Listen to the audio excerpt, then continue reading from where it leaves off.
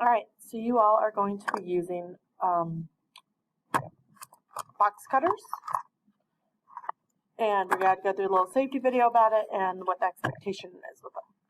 So, before you even get the box cutter, you'll be getting a piece of cardboard, not a huge one, don't need a huge one, just a piece that will be able to go behind your drawing on your half piece. For your, and this isn't my final, I was just trying to do one for the demo.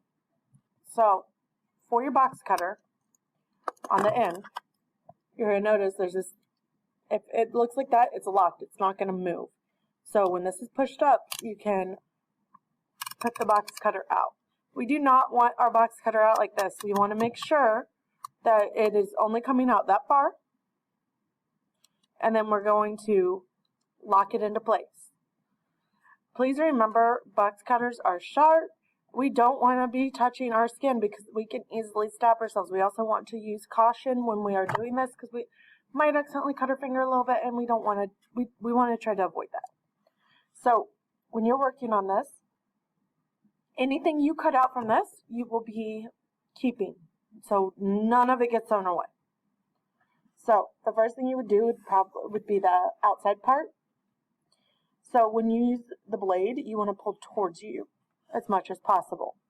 So, and go slow. So, let me change the angle so you can see a little better. You're going to put the point of the box cutter. Sorry, I want to keep saying X-Acto blade. If I say X-Acto blade, I just mean the box cutter. You'll put the point down on your line and slowly. And the reason you do this slowly is so that if you have a curved line or something, we're getting it as straight and even as possible. I stopped, I took it off and moved it. We have the cardboard down to protect the table and so that we have something to press into.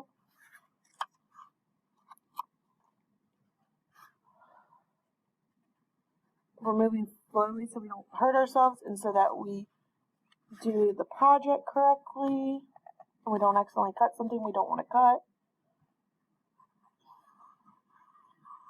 This is a pretty simple. Okay, so once again, do not throw this away. I would just put it off to the side. Maybe put it, so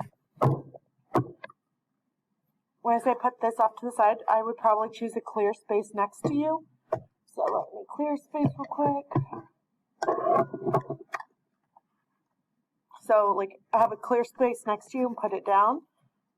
The reason why is because then as you cut things, you can put them here and kind of keep them in order. So then you come into this. So if you notice, I put little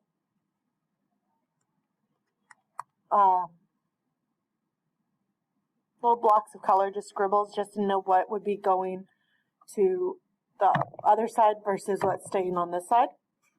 So what you do is you come in, working slowly. If it's something like this, don't put your fingers on this side, put them on this side.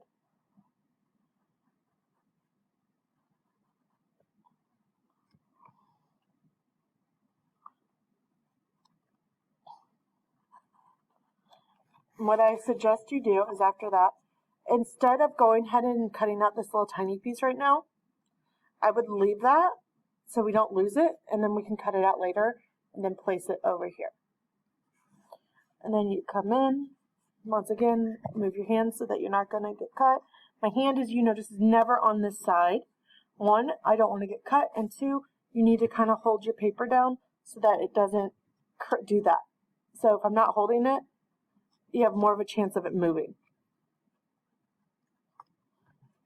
I'm always going to turn my paper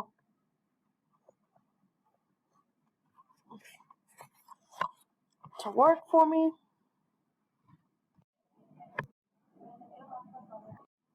Alright, it for some reason stopped recording, so when you are done cutting this out and you've placed things over on this side,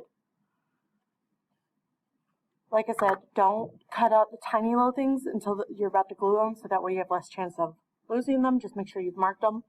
Remember, you don't have to worry about the mark because these will end up being flipped on the other side. When you're done, Don't walk around with your blade out and don't leave it out if you leave your spot. What you want to do is unlock it, pull it down, relock it. Anytime you're away from your knife or you're walking, it needs to be like this. All right? Ask me if you have questions.